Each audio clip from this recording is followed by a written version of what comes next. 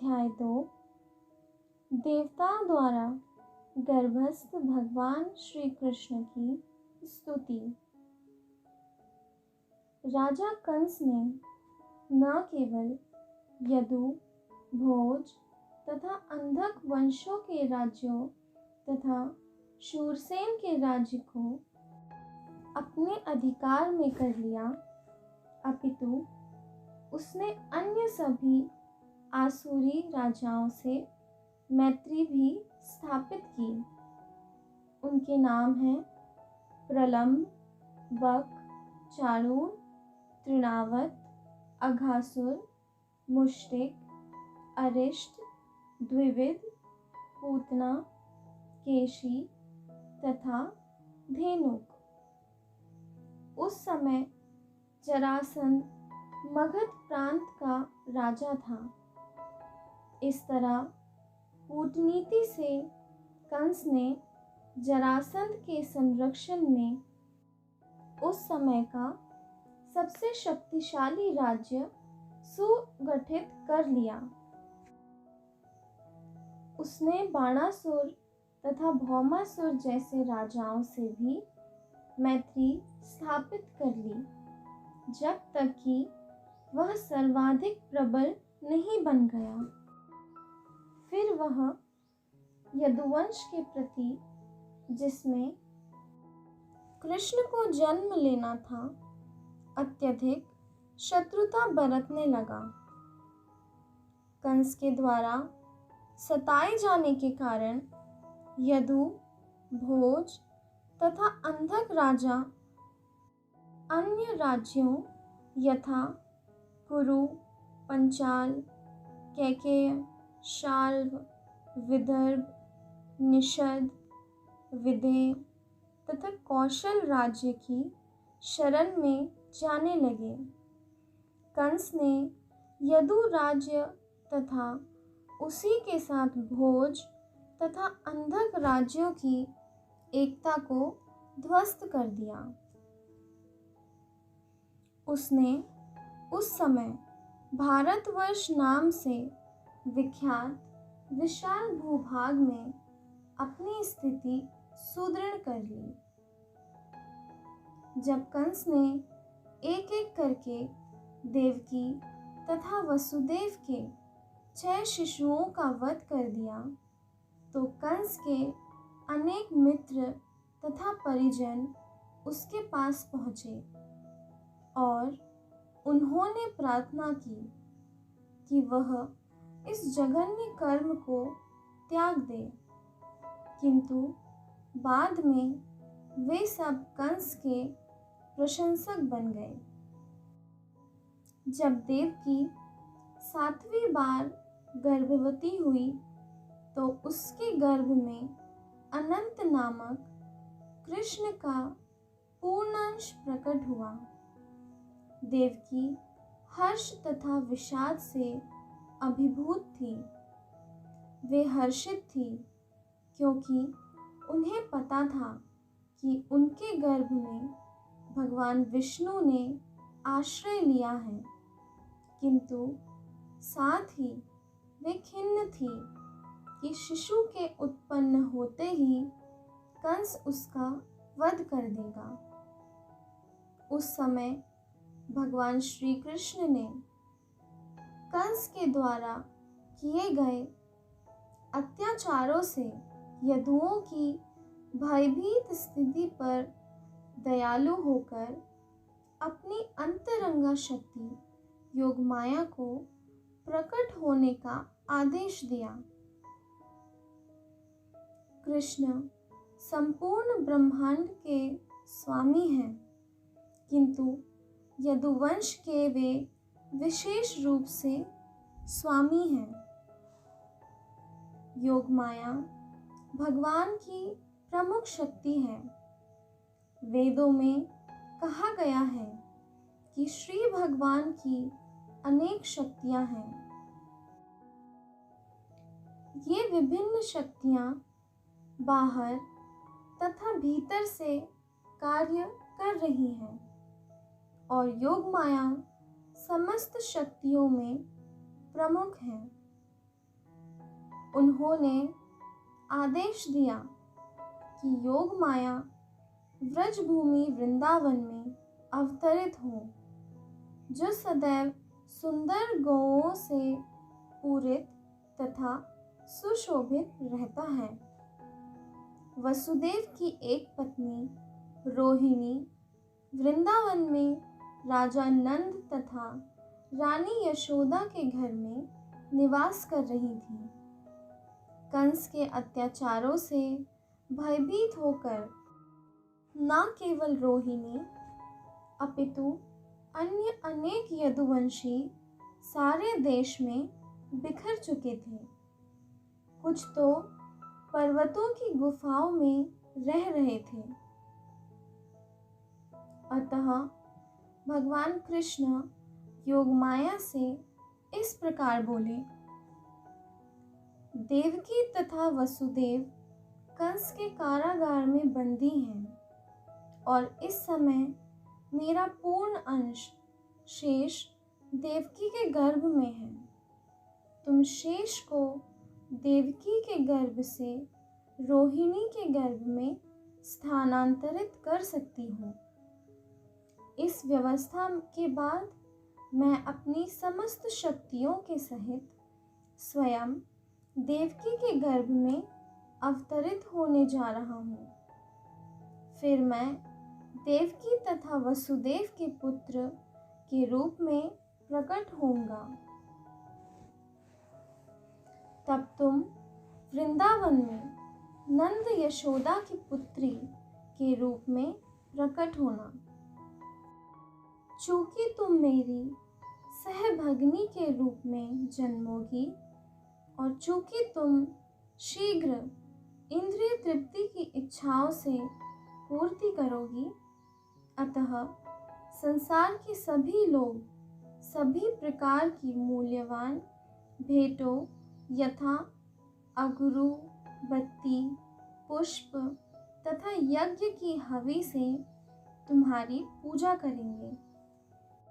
जिन लोगों को भौतिकता से प्रेम है, वे तुम्हारे अंश के विभिन्न रूपों में, जो दुर्गा, भद्रकाली, विजया, वैष्णवी, कुमुदा, चंडिका, कृष्णा, माधवी, कन्यका, माया, नारायणी, ईशानी, शारदा तथा अंबिका नाम से अभिहित होंगे, तुम्हारी पूजा करेंगे। कृष्ण तथा योगमाया भाई तथा बहन, परम शक्तिमान तथा परम शक्ति के रूप में प्रकट हुए। यद्यपि शक्तिमान तथा शक्ति में कोई स्पष्ट अंतर नहीं है, तथापि शक्ति सदैव ही शक्तिमान के अधीन रहती है। जो लोग भौतिकतावादी हैं, वे शक्ति के उपासक हैं, किंतु जो आध्यात्मवादी हैं, वे शक्तिमान के पूजक हैं। कृष्ण परम शक्तिमान है और भौतिक जगत में दुर्गा परम शक्ति है। वास्तव में वैदिक संस्कृति में लोग शक्तिमान तथा शक्ति दोनों की एक साथ पूजा करते हैं।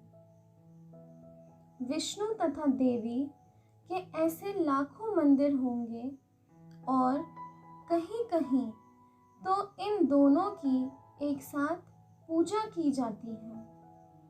शक्ति दुर्गा अथवा कृष्ण की बहिरंगा शक्ति के उपासकों को सरलता पूर्वक सभी प्रकार की भौतिक सफलताएं प्राप्त हो सकती हैं, किंतु यदि कोई आध्यात्मिक दृष्टि से ऊपर उठना चाहता है तो उसे कृष्ण चेतना के अनुसार शक्तिमान की पूजा करनी चाहिए। भगवान ने योगमाया से यह भी घोषित किया कि उनका पूर्णांश अनंत या शेष देवकी के गर्भ में स्थित है। रोहिणी के गर्भ में बलपूर्वक ले जाए जाने के कारण वे संकर्षण कहलाएंगे और वे समस्त दैवी शक्ति या बल के स्रोत होंगे, जिसके द्वारा लोग जीवन का सर्वोच्च आनंद, जिसे रमण कहते हैं, प्राप्त कर सकेंगे। अतः पूर्णांश अनंत अपने अवतार के पश्चात शंकरषण या बलराम नाम से प्रसिद्ध होंगे। नायमात्मा बलहीनेन लभ्यः। तात्पर्य यह है कि कोई परमेश्वर या किसी प्रकार के आत्म साक्षात्कार के परम स्तर को तब तक प्राप्त नहीं कर सकता जब तक बलराम की पर्याप्त कृपा न हो। बल का अर्थ शारीरिक शक्ति नहीं है, ना ही शारीरिक शक्ति से किसी को आध्यात्मिक सिद्धि मिल सकती है। उसमें आध्यात्मिक शक्ति होनी चाहिए जो बलराम या शंकरषण द्वारा प्रदत्त की जाती है। अनंत या शेष उस शक्ति का स्रोत है जो समस्त लोकों को उनकी विविध स्थितियों में धारण किए रहती है। भौतिक रूप से धारण करने की यह शक्ति गुरुत्वाकर्षण कहलाती है, किंतु वास्तव में यह संकर्षण शक्ति का ही प्रदर्शन है। बलराम या संकर्षण आध्यात्मिक शक्ति या आदि गुरु हैं। अतः भगवान नित्यानंद प्रभु, जो बलराम के अवतार भी हैं, आदि गुरु हैं और गुरु भगवान बलराम का प्रतिनिधि होता है, जो आध्यात्मिक शक्ति प्रदान करता है। चैतन्य चरितामृत में इसकी पुष्टि की गई है कि गुरु कृष्ण की कृपा का प्राकट्य है। जब भगवान ने योगमाया को इस तरह आदेश दिया तो उसने उनकी प्रदक्षिणा की और तब उनकी आज्ञानुसार वह इस भौतिक जगत में प्रकट हुई। जब भगवान की परम शक्ति योगमाया ने शेष को देवकी के गर्भ से रोहिणी के गर्भ में स्थानांतरित किया तो वे दोनों ही योगमाया के वश में थीं, जिसे योग निद्रा कहते हैं। जब ऐसा हो चुका तो लोगों ने समझा कि देवकी का 7वां गर्भ विनष्ट हो गया। इस तरह यद्यपि बलराम देवकी के पुत्र रूप में अवतरित हुए, किंतु रोहिणी के गर्भ में स्थानांतरित किए जाने के कारण उनके पुत्र कहलाए। इस व्यवस्था के बाद अपने निष्काम भक्तों की रक्षा के लिए सदैव तत्पर रहने वाले भगवान श्री कृष्ण ने अपनी पूर्ण अचिंत्य शक्तियों सहित संपूर्ण सृष्टि के स्वामी के रूप में वसुदेव के मन में प्रवेश किया। इस प्रसंग में यह ज्ञातव्य है कि भगवान कृष्ण पहले वासुदेव के निष्काम हृदय में प्रविष्ट हुए और तत्पश्चात देवकी के हृदय में स्थानांतरित हुए।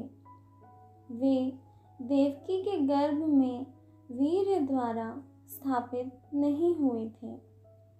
भगवान अपनी अचिंत्य शक्ति से किसी रूप में प्रकट हो सकते हैं। उनके लिए यह अनिवार्य नहीं कि वे स्त्री के गर्भ में वीर्य क्षेपण की सामान्य विधि द्वारा प्रकट हों। जब वसुदेव भगवान को अपने हृदय में धारण किए हुए थे तो वे उस दैदीप्यमान सूर्य की भांति लग रहे थे, जिसकी प्रखर किरणें सदा असह्य होती हैं और सामान्य जनों को झुलसाने वाली होती हैं। वसुदेव के शुद्ध निष्काम हृदय में स्थित भगवान का रूप कृष्ण के आदि रूप से भिन्न नहीं था। कहीं भी और विशेष रूप से हृदय के भीतर श्री कृष्ण के रूप का उदय धाम कहलाता है। धाम से कृष्ण के केवल रूप का नहीं, अपितु उनके नाम, गुण तथा साज सामान का भी बोध होता है। यह सब एक साथ प्रकट होता है।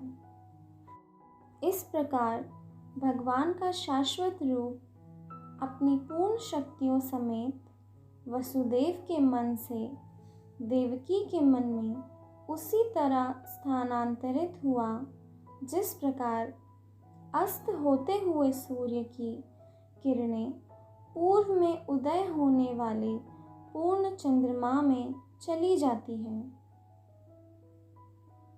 भगवान कृष्ण वसुदेव के शरीर से देवकी के शरीर में प्रविष्ट हुए। वे सामान्य जीव की परिस्थितियों से परे थे। चूँकि कृष्ण वहाँ थे, अतः यह समझना चाहिए कि उनके सारे पूर्ण अंश यथा नारायण तथा सभी अवतार यथा नरसिंह, वराह इत्यादि उनके साथ साथ थे और उन पर भी इस जगत की परिस्थितियाँ काम नहीं कर रही थीं। इस प्रकार देवकी उन भगवान का वासस्थान बन गई जो अद्वितीय हैं और सारी सृष्टि के कारण हैं।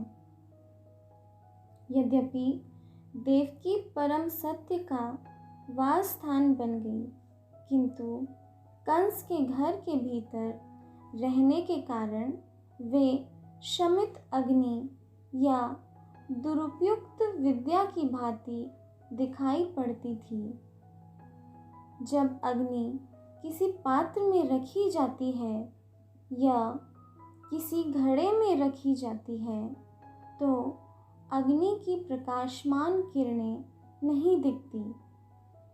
इसी प्रकार से वह दुरुपयुक्त ज्ञान जिससे सामान्य जनता को लाभ नहीं पहुंचता, प्रशंसित नहीं होता। इस प्रकार देवकी कंस के महल के कारागार की दीवारों के भीतर रखी गई थी, जिससे कोई भी उनके उस दिव्य सौंदर्य को देख नहीं सकता था जो उनके गर्भ में भगवान के आने से उत्पन्न हुआ था। किंतु कंस ने अपनी बहन के इस दिव्य सौंदर्य को देखा और वह तुरंत इस निष्कर्ष पर पहुंचा कि भगवान ने उनके गर्भ में शरण ले ली है। इसके पहले वह इतनी अधिक सुंदर कभी नहीं लगी थी। वह स्पष्ट रूप से समझ गया कि देवकी के गर्भ में कोई कुतूहलपूर्ण वस्तु अवश्य है। अतः कंस विचलित हो गया। उसे विश्वास था कि भविष्य में उसका वध करने वाले भगवान का आगमन हो चुका है। कंस सोचने लगा, अब देवकी का क्या किया जाए। उसके गर्भ में निश्चित रूप से विष्णु या कृष्ण हैं। अतः यह निश्चित है कि कृष्ण देवताओं का उद्देश्य पूरा करने के लिए आ गए हैं। यदि मैं तुरंत देवकी का वध कर भी दूं, तो उनका उद्देश्य विफल नहीं हो सकता। कंस भली भांति जानता था कि विष्णु के उद्देश्य को कोई विफल नहीं कर सकता। कोई भी बुद्धिमान पुरुष जान सकता है कि भगवान के नियमों का अतिक्रमण नहीं किया जा सकता। सारे असुर चाहे कितने ही विघ्न क्यों ना डालें, भगवान का उद्देश्य पूरा होकर रहेगा। कंस ने सोचा, यदि इस समय मैं देवकी को मारता हूँ तो विष्णु अपनी परम इच्छा को अधिक तीव्र से लागू करेंगे। देवकी को इस समय मारना सबसे घृणित कार्य होगा। भले कोई कितनी ही विषम परिस्थिति में क्यों ना हो, किंतु वह अपनी ख्याति नष्ट नहीं करना चाहेगा। यदि इस समय मैं देवकी को मारता हूँ तो मेरी ख्याति नष्ट हो जाएगी। आखिर देवकी एक अबला है और वह मेरी शरण में है। वह गर्भवती है और यदि मैं उसे मारता हूँ तो मेरी ख्याति मेरे जीवन भर के पुण्यों का फल तथा मेरे जीवन की अवधि है समाप्त हो जाएगी। उसने आगे भी विचार किया, जो व्यक्ति अत्यधिक क्रूर होता है वह इसी जीवन काल में मृत तुल्य रहता है। क्रूर पुरुष अपने जीवन काल में किसी को प्रिय नहीं होता और उसकी मृत्यु के बाद लोग उसे कोसते हैं। अपनी देहात्म बुद्धि के कारण मनुष्य का पतन होता है और नरक के गहनतम भाग में धकेल दिया जाता है। कंस ने उस समय देवकी के वध के पक्ष और विपक्ष पर इस प्रकार विचार किया। अंत में कंस ने देवकी को तुरंत न मारकर अपरिहार्य भविष्य की प्रतीक्षा करने का निर्णय लिया, किंतु उसका मन भगवान के प्रति शत्रुता से भर गया। वह धैर्यपूर्वक शिशु जन्म की प्रतीक्षा करने लगा, जिससे वह उसका वध कर सके, जैसा कि उसने देवकी के अन्य बालकों के साथ किया था। इस प्रकार भगवान के प्रति शत्रुता के सागर में निमग्न वह बैठते सोते, चलते फिरते, खाते, काम करते, जीवन की सभी अवस्थाओं में कृष्ण अथवा विष्णु के ही विषय में सोचने लगा। उसका मन भगवान के विचार में इतना लीन हो गया कि उसे अपने चारों ओर विष्णु या कृष्ण ही दिखते। दुर्भाग्यवश यद्यपि उसका मन विष्णु के विचारों में इतना लीन था, तथापि वह भक्त नहीं माना जाता, क्योंकि वह कृष्ण को शत्रु के रूप में सोचता था। महान भक्त के मन की दशा भी ऐसी ही होती है कि वह सदैव कृष्ण में लीन रहता है, किंतु भक्त भगवान के अनुकूल सोचता है, प्रतिकूल नहीं। कृष्ण के अनुकूल सोचना कृष्ण भक्ति है, किंतु कृष्ण के विपरीत सोचना कृष्ण भक्ति नहीं है। उस समय ब्रह्मा तथा शिव जी, नारद जैसे ऋषियों तथा अन्य अनेक देवताओं के साथ कंस के घर में अदृश्य रूप में प्रकट थे। वे भक्तों को अत्यंत प्रिय एवं उनकी कामनाओं को पूर्ण करने वाली चुनी हुई स्तुतियों से भगवान की प्रार्थना करने लगे। उनके पहले शब्द द्वारा यह घोषणा होती है कि भगवान अपने प्रण के सचिव हैं। जैसा कि भगवद गीता में कहा गया है, कृष्ण इस भौतिक जगत में पवित्र आत्माओं की रक्षा करने तथा दुष्टों का विनाश करने के लिए अवतरित होते हैं। यही उनका प्रण है। देवता जान गए थे कि अपने प्रण को पूरा करने के लिए उन्होंने देवकी के गर्भ में वास किया है। देवता परम प्रसन्न थे कि भगवान अपना उद्देश्य पूरा करने के लिए प्रकट हो रहे हैं। अतः उन्होंने उन्हें सत्यम परम कहकर संबोधित किया। प्रत्येक व्यक्ति सत्य की खोज में लगा है। यही जीवन की दार्शनिक रीति है। देवतागण जानकारी देते हैं कि परम सत्य कृष्ण ही है। जो पूर्णतः कृष्ण भावना भवित हो जाता है, वह परम सत्य को प्राप्त कर सकता है। कृष्ण ही परम सत्य है। शाश्वत काल की 3 अवस्थाओं में सत्य है, सापेक्ष सत्य नहीं। काल भूत, वर्तमान तथा भविष्य में विभाजित है। भौतिक जगत में प्रत्येक वस्तु परम काल द्वारा भूत, वर्तमान तथा भविष्य के द्वारा नियंत्रित हो रही है। किंतु सृष्टि के पूर्व कृष्ण विद्यमान थे। सृष्टि के हो जाने पर प्रत्येक वस्तु कृष्ण पर आश्रित है और जब यह सृष्टि समाप्त होगी तो कृष्ण बचे रहेंगे। अतः वे सभी परिस्थितियों में परम सत्य हैं। यदि भौतिक जगत में सत्य है तो यह परम सत्य से उद्भूत है।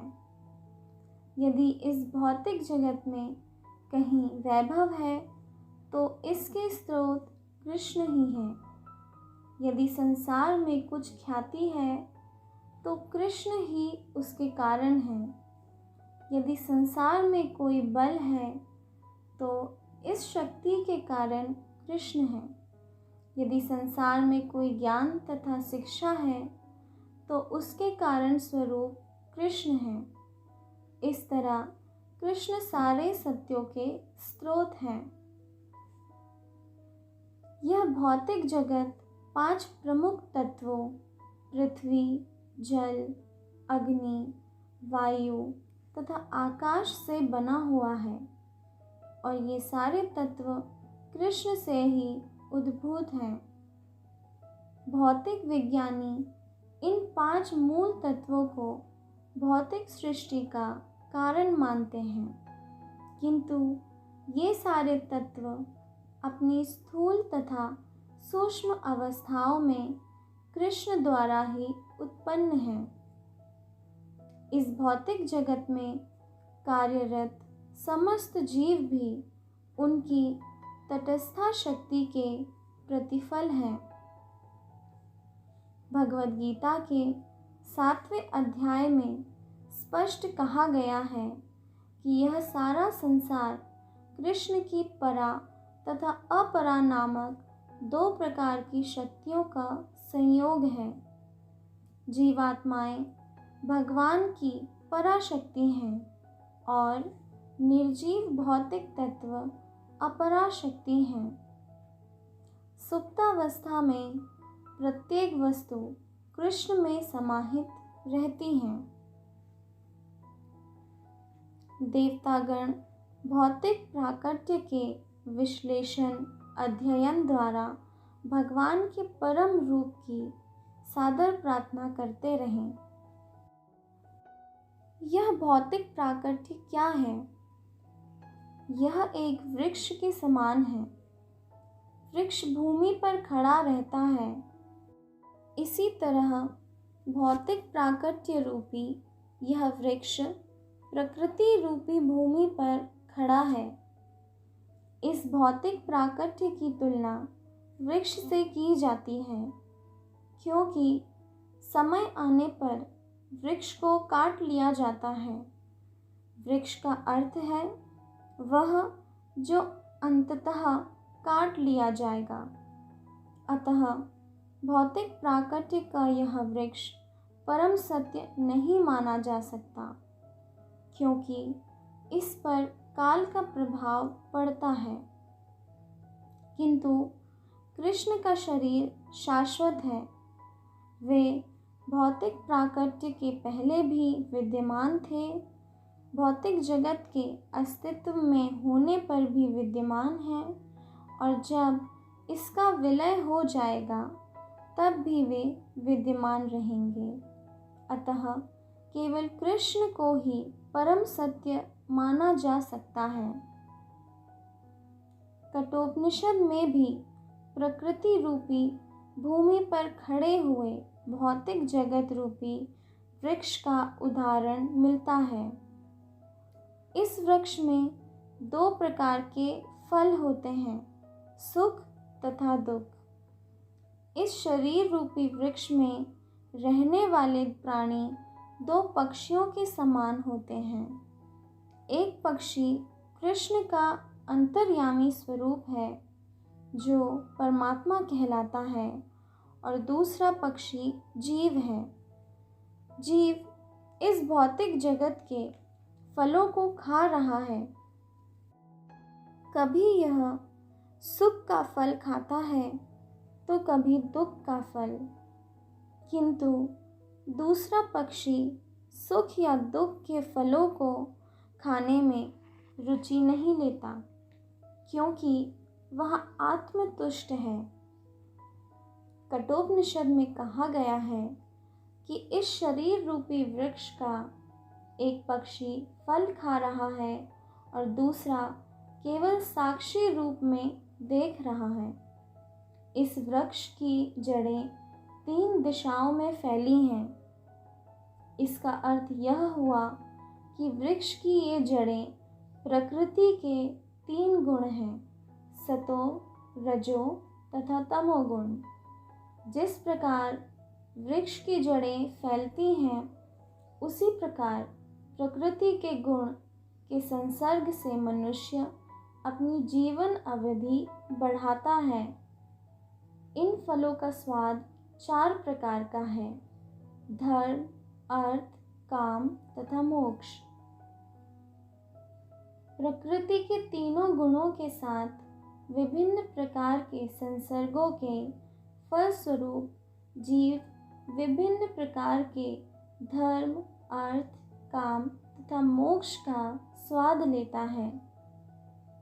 व्यवहारिक रूप में सारा भौतिक कार्य अज्ञान में किया जाता है, किंतु 3 प्रकार के गुण होने से कभी कभी यह अज्ञान सतो या रजोगुण से आच्छादित रहता है।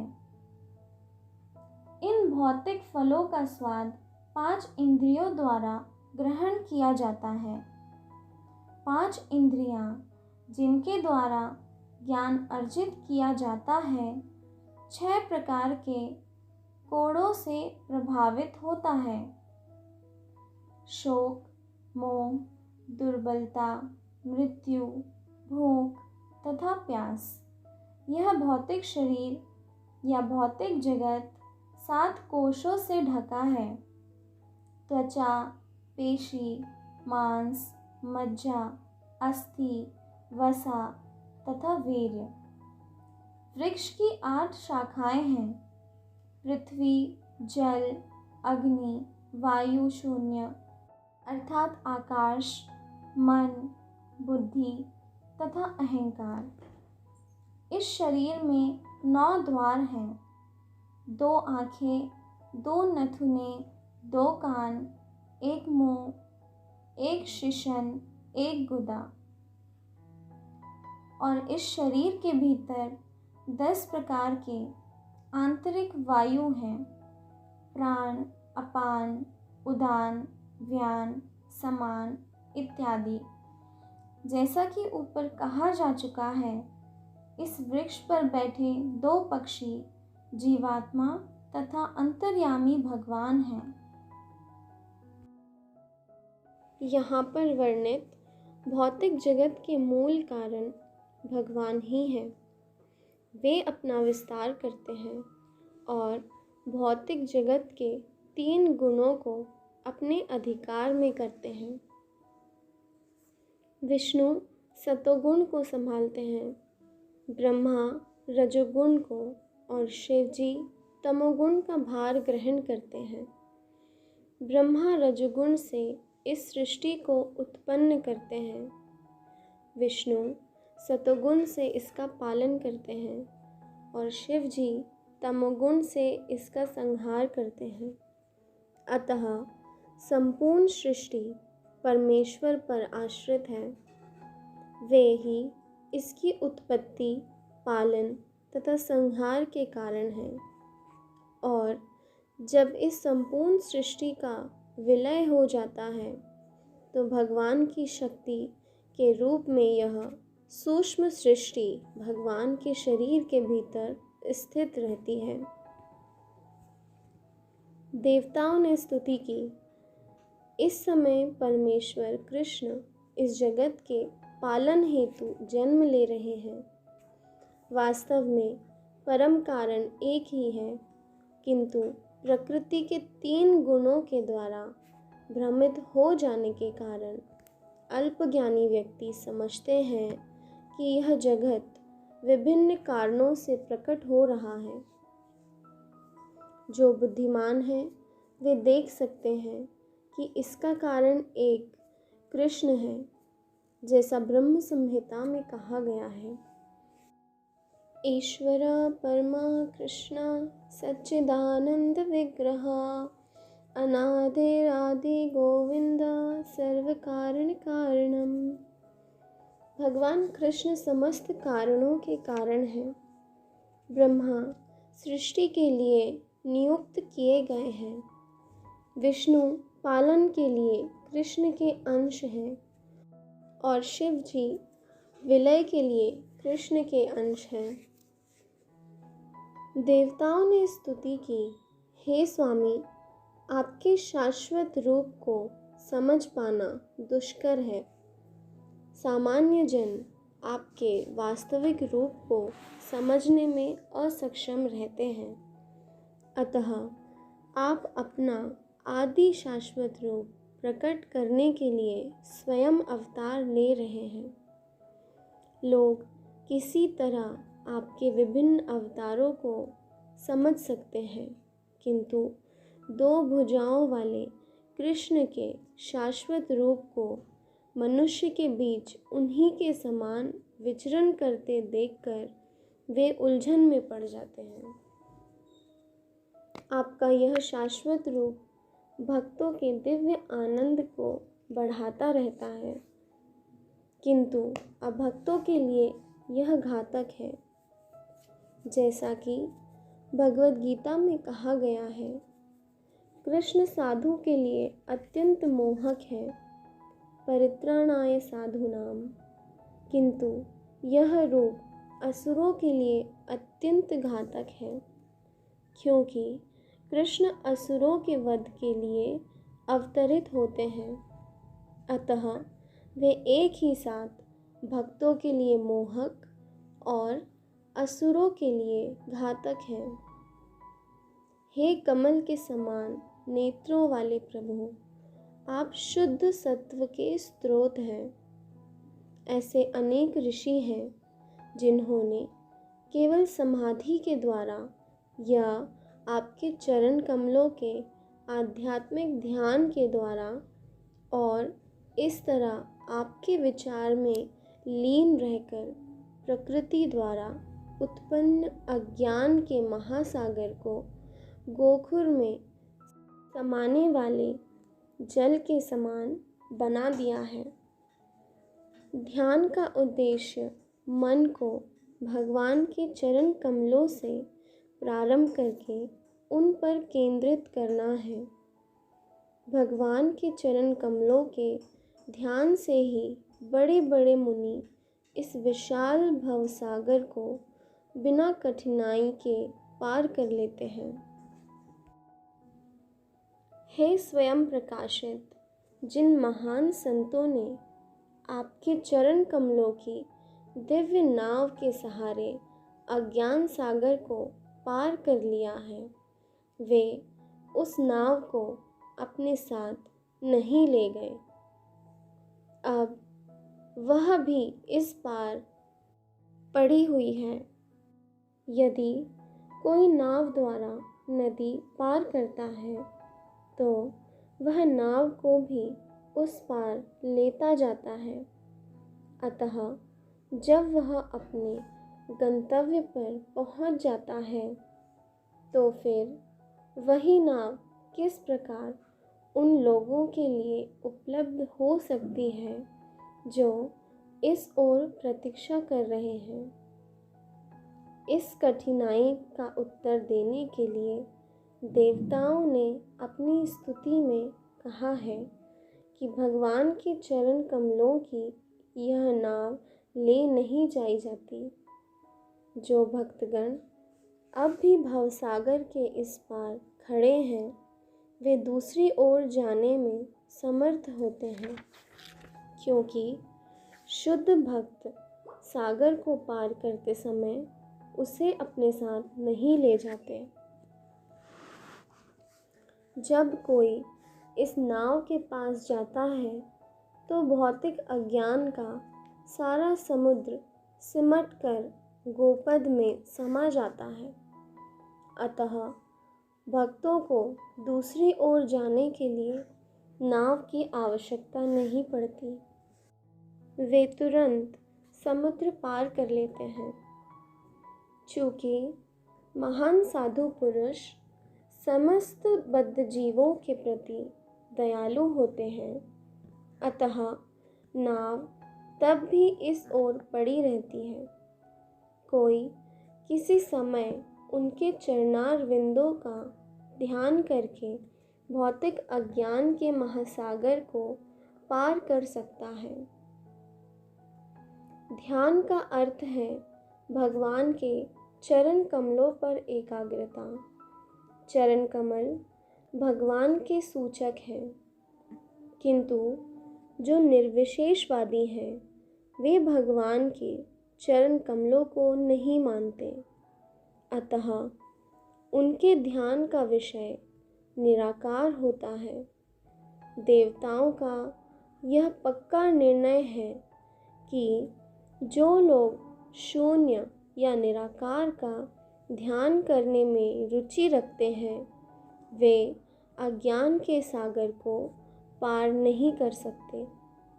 ऐसे लोग केवल यही सोचते हैं कि वे मुक्त हो गए हैं। हे कमल नेत्र प्रभु, उनकी बुद्धि कल्मशग्रस्त हो जाती है, क्योंकि वे आपके चरण कमलों का ध्यान करने में असफल रहते हैं।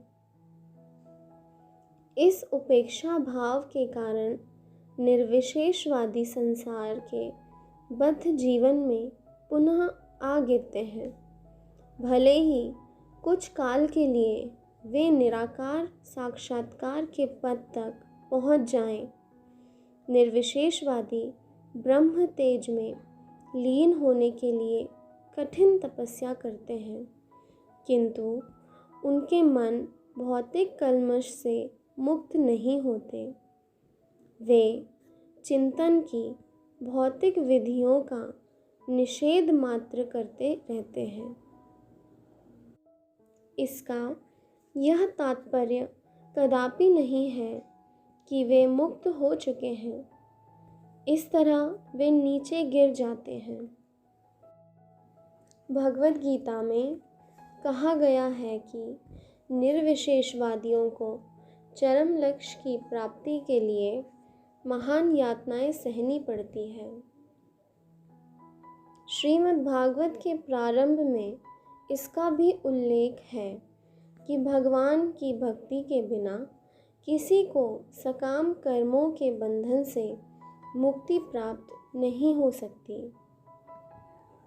भगवद गीता में भगवान कृष्ण का और श्रीमद् भागवत में नारद मुनि का कथन है और यहाँ भी देवता इसकी पुष्टि करते हैं। जो लोग भक्ति नहीं करते हैं उन्हें ज्ञान का चरम लक्ष्य ज्ञात नहीं रहता। ऐसे लोगों को आपकी कृपा प्राप्त नहीं होती। निर्विशेषवादी केवल यही सोचते हैं कि वे मुक्त हैं, किंतु वास्तव में उनमें भगवान के लिए कोई भावना नहीं होती। वे सोचते हैं कि जब कृष्ण इस जगत में आते हैं तो वे भौतिक शरीर धारण करते हैं।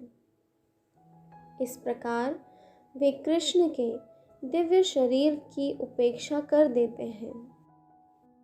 भगवद गीता में इसकी पुष्टि हुई है। अवजानन्ति माम मूढ़ा। फलतः निर्विशेषवादी भौतिक वासना पर विजय पाने तथा मुक्ति तक पहुँचने के बावजूद नीचे गिर जाते हैं। यदि वे ज्ञान के लिए ही वस्तुओं को जानने में व्यस्त रहते हैं और भगवान की भक्ति नहीं करते तो उन्हें वांछित फल प्राप्त नहीं हो सकता। उनके हाथ लगता है केवल उनके द्वारा उठाया गया कष्ट, इससे अधिक कुछ नहीं। भगवद गीता में स्पष्ट कहा गया है कि ब्रह्म साक्षात्कार ही सब कुछ नहीं है। ब्रह्म साक्षात्कार द्वारा भौतिक आसक्ति या विरक्ति के बिना भी मनुष्य प्रसन्न रह सकता है और संभाव के पद को प्राप्त हो सकता है, किंतु इस अवस्था के बाद भक्ति करनी ही होती है। जब मनुष्य ब्रह्म साक्षात्कार पद तक उठ जाने के बाद भक्ति करता है तो वह आध्यात्मिक राज्य में प्रवेश करता है, जहाँ वह भगवान की संगति में स्थायी निवास करता है। भक्ति का यही परिणाम होता है। भगवान के भक्त कभी भी निर्विशेषवादी की भांति नीचे नहीं गिरते।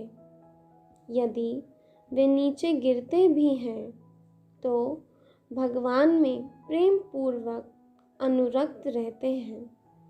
भक्ति के मार्ग में भले ही उन्हें समस्त प्रकार के अवरोध मिलते हों, किंतु वे बिना डर के स्वतंत्रता पूर्वक ऐसे अवरोधों को पार कर सकते हैं। शरणागत होने के कारण उन्हें विश्वास रहता है कि कृष्ण सदा उनकी रक्षा करेंगे। कृष्ण ने भगवद गीता में वचन दे रखा है कि मेरे भक्तों का कभी विनाश नहीं होता। देवताओं ने आगे कहा, हे प्रिय भगवान, इस भौतिक जगत के सभी जीवों के कल्याण के लिए आप अपने आदि विशुद्ध रूप में शुद्ध सत्व के सनातन रूप में प्रकट हुए हैं। आपके प्राकट्य का लाभ लेते हुए अब वे सभी पूर्ण पुरुषोत्तम परमेश्वर की प्रकृति एवं रूप को अत्यंत सरलता से समझ सकते हैं।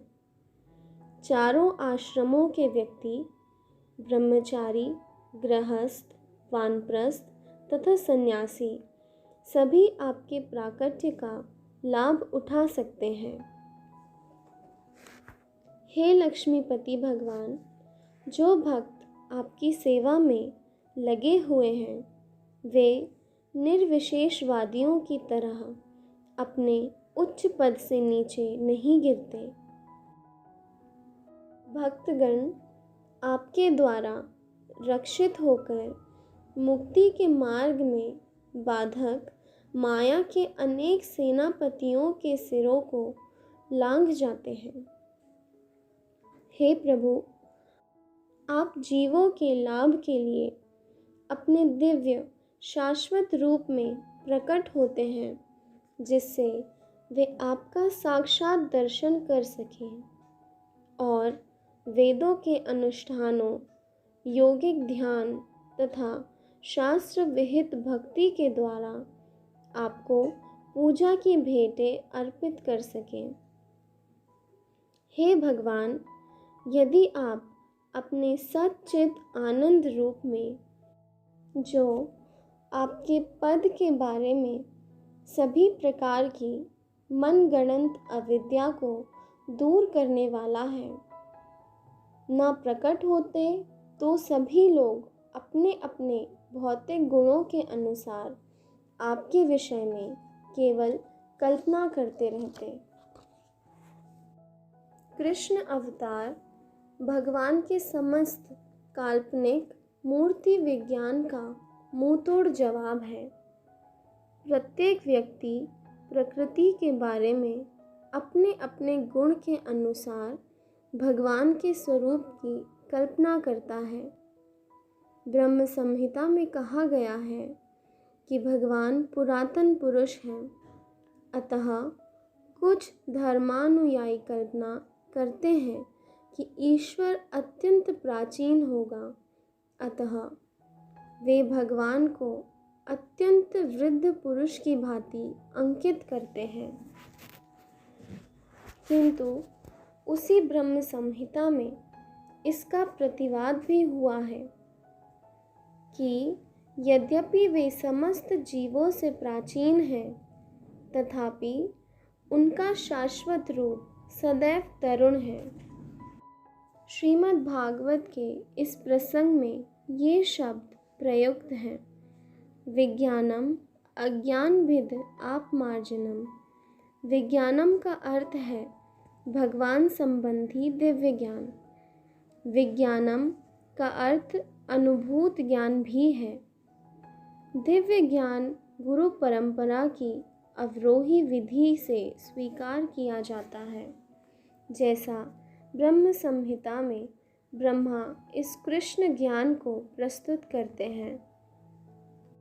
ब्रह्म संहिता विज्ञानम है, जो ब्रह्मा के दिव्य अनुभव के रूप में अनुभूत हुआ है, और इस तरह उन्होंने दिव्य धाम में कृष्ण की लीलाओं तथा उनके रूप को प्रस्तुत किया। यह ज्ञान अज्ञान भेद आपमार्जनम है, जिसका अर्थ है वह जो सभी प्रकार के ज्ञान की कल्पनाओं को नष्ट कर सके। अज्ञान के वशीभूत होकर लोग भगवान के स्वरूप की कल्पना करते हैं और उनकी कल्पना के अनुसार कभी वे साकार होते हैं तो कभी निराकार। किंतु ब्रह्म संहिता में कृष्ण का प्रस्तुतिकरण विज्ञानम है, अर्थात वैज्ञानिक है, अनुभूत ज्ञान है, जिसे ब्रह्मा ने प्रदान किया और भगवान चैतन्य ने स्वीकार किया। इसमें कोई संदेह नहीं है।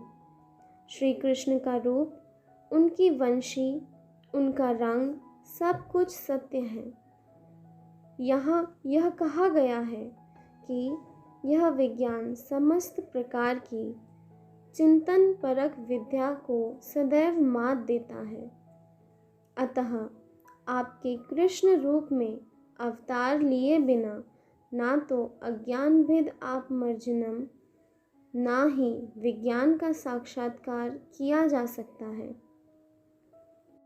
अज्ञानभिद आपमार्जनम दूसरे शब्दों में आपके अवतार से काल्पनिक ज्ञान की अविद्या मिट जाएगी और भगवान ब्रह्मा जैसे अधिकारियों के अनुभूत ज्ञान की स्थापना होगी। मनुष्य भौतिक प्रकृति के 3 गुणों से प्रभावित होकर प्रकृति के गुणों के अनुसार अपने ईश्वर की कल्पना करते हैं।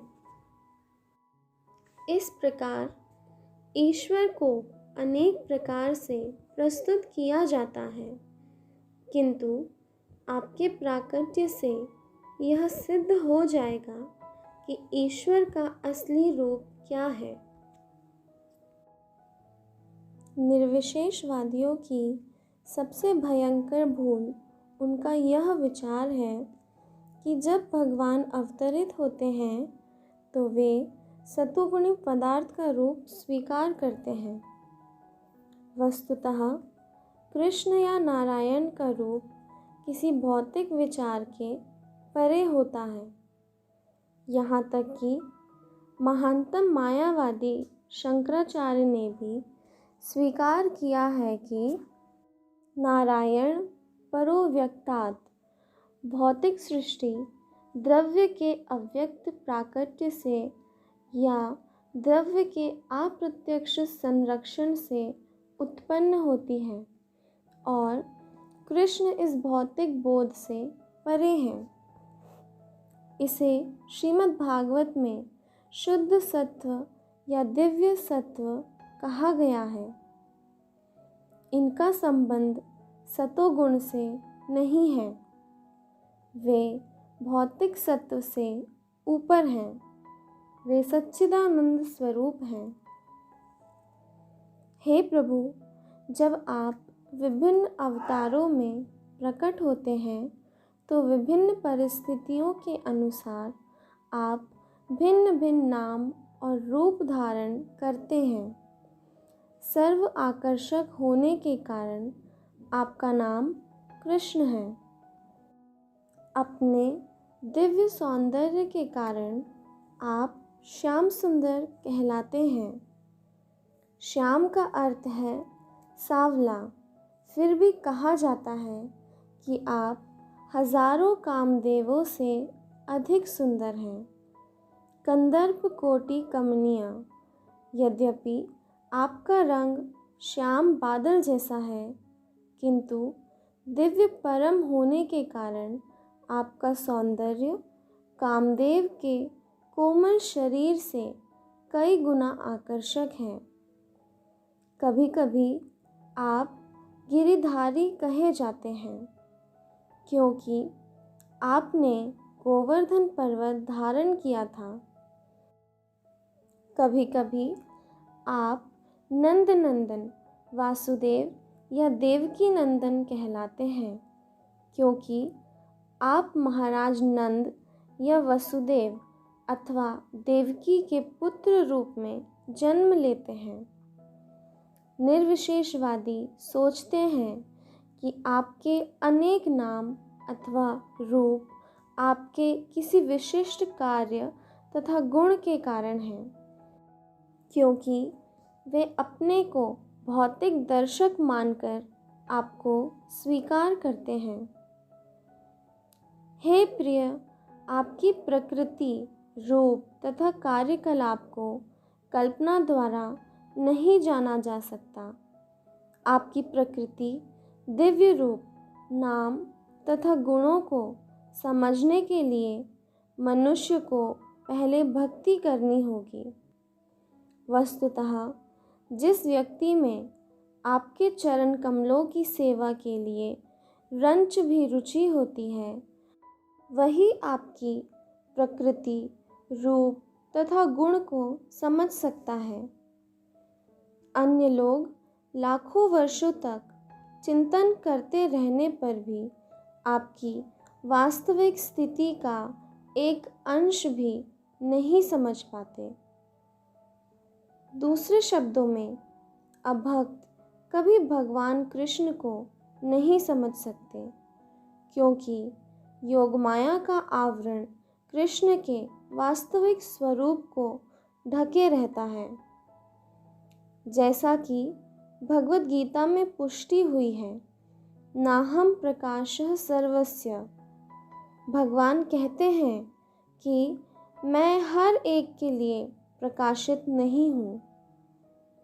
जब कृष्ण ने अवतार लिया तो वे वस्तुतः कुरुक्षेत्र के युद्ध क्षेत्र में उपस्थित थे और सबों ने उन्हें देखा भी था, किंतु उनमें से हर एक व्यक्ति यह नहीं जान सका कि वे भगवान हैं, फिर भी उनकी उपस्थिति में मरने वाले प्रत्येक व्यक्ति को भवबंधन से पूर्ण मुक्ति मिली और वह वैकुंठ लोक को भेज दिया गया।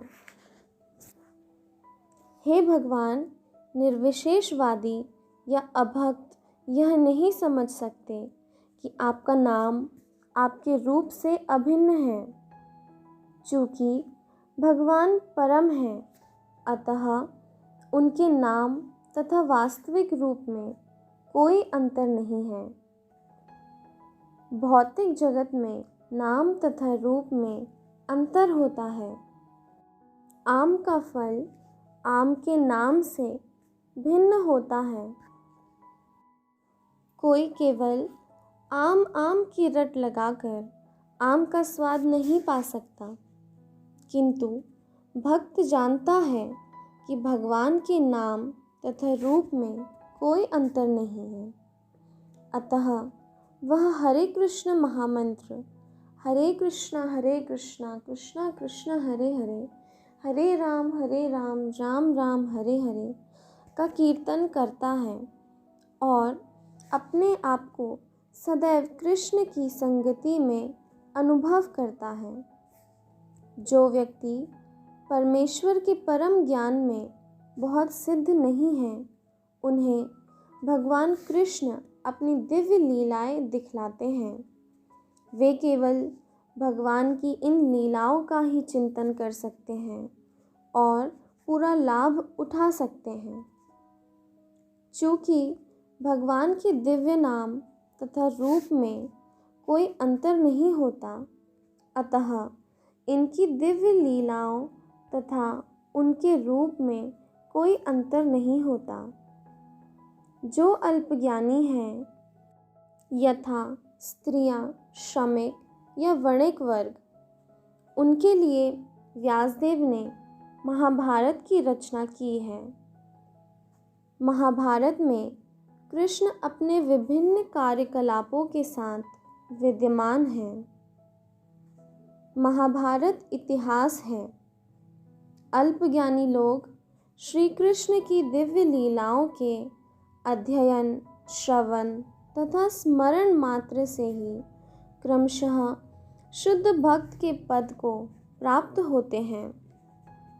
शुद्ध भक्त जो कृष्ण के दिव्य चरण कमल के विचार में सदैव लीन रहते हैं और सदैव पूर्ण कृष्ण भावनामृत में रहते हुए कृष्ण भक्ति में लगे रहते हैं, उन्हें कभी भी इस जगत में रहते हुए नहीं मानना चाहिए।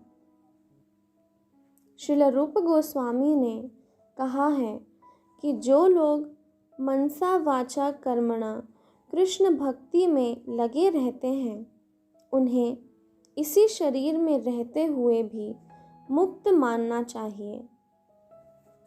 भगवद गीता में इसकी भी पुष्टि की गई है। जो व्यक्ति भगवान की भक्ति में लगे हुए हैं, उन्होंने पहले ही भवसागर को पार कर लिया है। श्री कृष्ण भक्तों तथा अभक्तों को समान रूप से जीवन का अंतिम लक्ष्य प्राप्त करने का अवसर देने के लिए प्रकट होते हैं। भक्तों को भगवान का साक्षात दर्शन करने तथा उन्हें पूजने का अवसर प्राप्त होता है।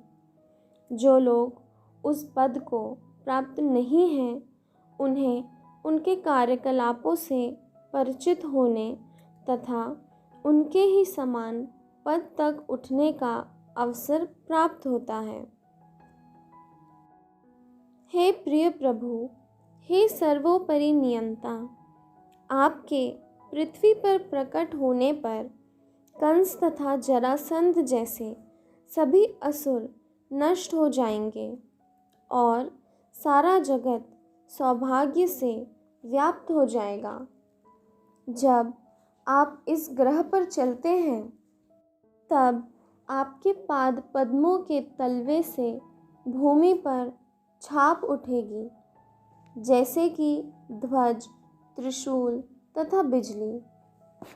इस प्रकार आप पृथ्वी एवं स्वर्ग लोक में रहने वाले हम सभी पर भी कृपा करेंगे, क्योंकि हमें उन चिन्हों को देखने का सौभाग्य प्राप्त होगा।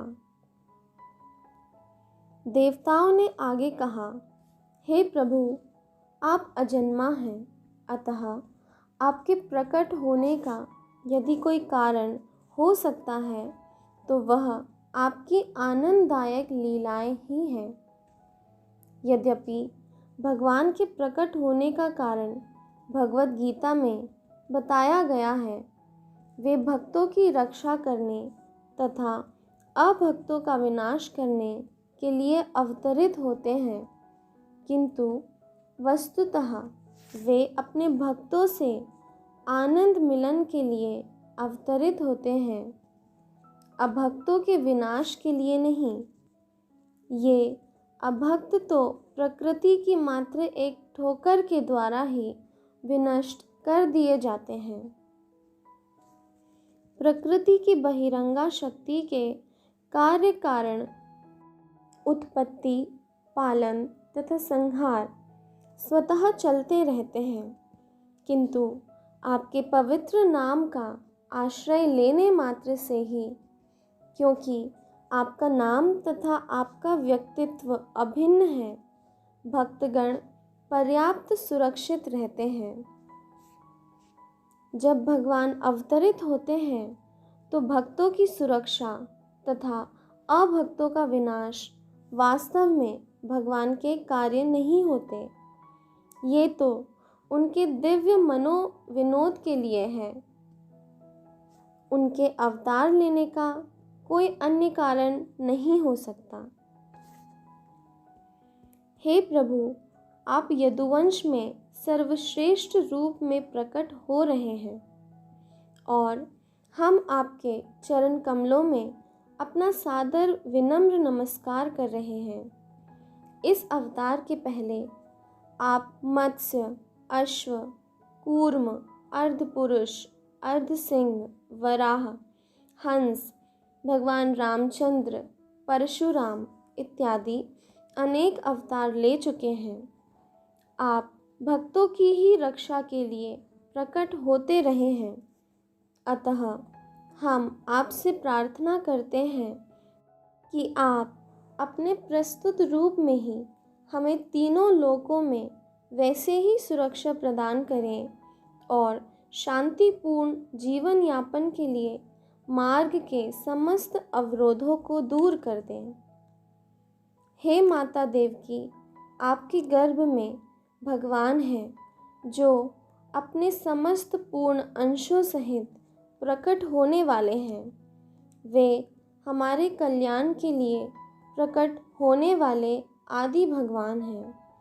अतः आपको अपने भाई भोजराज से भयभीत नहीं होना चाहिए।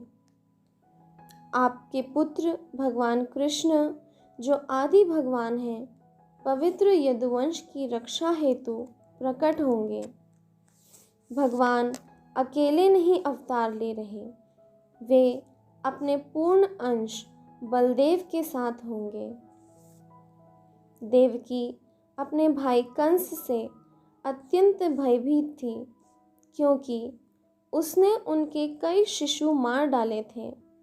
वे कृष्ण के विषय में अत्यंत चिंतित रहती थी। विष्णु पुराण में कहा गया है कि देवकी को सांत्वना प्रदान करने के लिए सभी देवता अपनी पत्नियों सहित उनसे मिलते रहते और प्रोत्साहित करते रहते कि वे डरे नहीं कि उनके पुत्र को कंस मार देगा। उनके गर्भ में स्थित कृष्ण को न केवल संसार का भार कम करने अपितु उन्हें यदुवंश के हित की रक्षा करने और विशेष रूप से देवकी तथा वसुदेव की रक्षा करने के लिए प्रकट होना था। ऐसा माना जाता है कि कृष्ण को वसुदेव के मन से देवकी के मन में और फिर वहाँ से उनके गर्भ में स्थानांतरित कर दिया गया था। अतः सभी देवताओं ने कृष्ण की माता देवकी की पूजा की। इस प्रकार भगवान के दिव्य रूप की पूजा करने के पश्चात ब्रह्मा तथा शिव जी को आगे करके सभी देवता अपने स्वर्गिक लोकों को चले गए। इस प्रकार लीला पुरुषोत्तम भगवान श्री कृष्ण के अंतर्गत देवताओं द्वारा गर्भस्थ भगवान कृष्ण की स्तुति नामक द्वितीय अध्याय का भक्ति वेदांत तात्पर्य पूर्ण हुआ। हरे कृष्णा।